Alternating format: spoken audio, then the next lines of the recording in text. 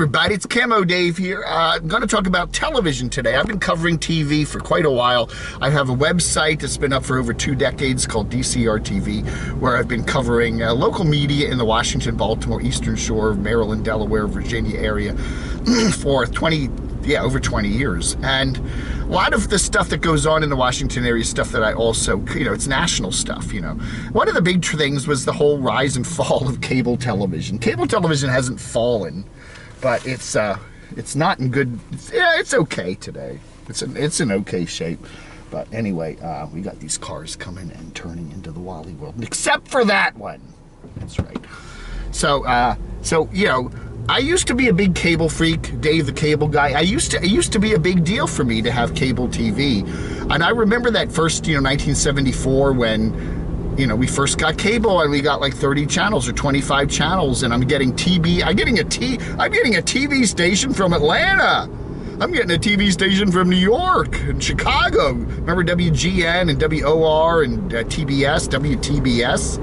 Used to be WTCG way back when, Turner Communications Group, and then I'll go, in Baltimore. We lived in Northern Virginia, so we got Baltimore on the antenna, but it was real snowy. It was like 50 some miles away. And now we're getting all the Baltimore stations nice and clear, and Channel 45 and Captain Chesapeake, and then all those cool channels like eventually CNN came along, and the Christian Broadcasting Network, praise the Lord, all those religious channels, PTL, Trinity, there's just a gazillion of them. Anyway, I'm not going to go into all that, but back then, cable was kind of like a big deal, and I liked it. I was really, they're going to add TV Land one of these days, or I was, why isn't our cable, all these other companies are getting, we got MTV from day one. We did, actually, which was kind of interesting. So I remember the launch of that back in I think it was 81. But anyway, so why was it that in 2014, I just cut the cable cord completely and said, F cable, I'm at it. F cable, I'm out. It's just because, I don't know, you know what's happened to cable TV. I mean, you probably have watched it. It's just gotten so mediocre that, instead of having 25 or 30 cool channels, there's now 300 channels, and it's diluted. The vodka came diluted, F-U, and, excuse me, the vodka came diluted, the cable got diluted. The cable got diluted, and there's all these channels, and they're all like, ugh. I think the thing that killed cable off for me the most, and the thing that does it for me for television in a big deal, broadcast television, is just so many commercials. It's just so many ads. So it's just commercials, the same ones over and over again. I honestly do not understand how people can watch television, broadcast television anymore with so many ads. It's just so much. And the thing is this, and it's not just broadcast. Broadcast television at least is free. So they're jumping all the ads on you, but it's for free. Now you can watch PBS, I get that.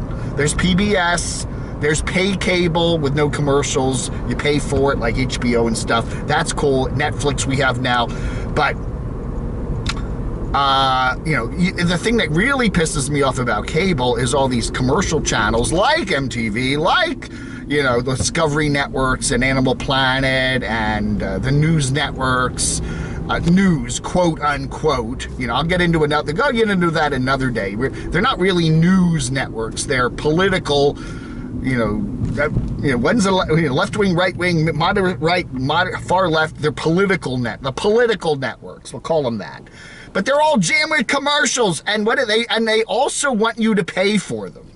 I don't mind having a network jammed with commercials that's free, okay? If you want to put up your antenna for free and get ABC and CBS and Fox and NBC and stuff, it's got commercials on it.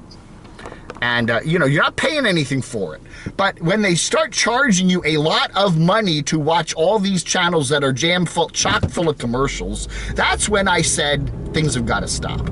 And my cable bill just kept going up and up and up. Oh, every 2 months or 3, Comcast would raise my rates, I was paying over $200 a month for all these garbagey, ad-laden channels that I just really didn't want anymore. And then all the channels changed what they originally were. The History Channel, started out as a channel that showed history documentaries. And then I don't know what happened to it. It just became kind of, you know, true crime and crap, and I don't know, it was just goofy stuff. All those channels kind of strayed away from what they originally were, you know. BBC America is a good one. It used to be British shows, you know, shown here in America. That was a cool channel when it first started. Now it's just reruns of Star Trek. It's like, what? There's hardly any British stuff. Oh, wait, there's a British guy in Star Trek. Now, Captain Picard. So, see, he fits the format. So anyway, 2014 is when I cut the cord. I just said to Comcast, take your job and shove it. I did keep the internet because, you know, hey. And that's when I started to heavily doodly watch YouTube, okay? That's when I really got into YouTube and started watching it a lot. So anyway, and you know what, today, honestly, if they cut off my internet, I'd be kind of like going into withdrawal. But if they, you know, television, I don't miss television. I could lose TV completely. I do have an antenna. Here we are 70 miles to the northwest of Charlotte, which is kind of far, but we're up pretty high here. We're up 1,000 feet. There are mountains around. We are in a nice location, and we do have a southeast facing window on a 3rd floor. So I thought, let's just stick an antenna up there and see what I can get. I thought I'd pick up the local PBS station and maybe 2 or 3 other stations, but for some odd reason, I get all the Charlotte stations and all their sub-channels. So I'm getting 40 or 50 channels. So I get free TV. And, you know, I don't have to pay anything. You know, the other thing that gets your cable bill up there is all these television channels, free channels, are now charging fees to cable companies to carry them. So a good $15 of your cable bill is paying for free broadcast television, which is a little nutty. I don't know, man. I don't know. So anyway, what do I say? So yeah, so, you know, it's all crazy. What are you doing for your television? Are you getting cable? Do you pay for cable?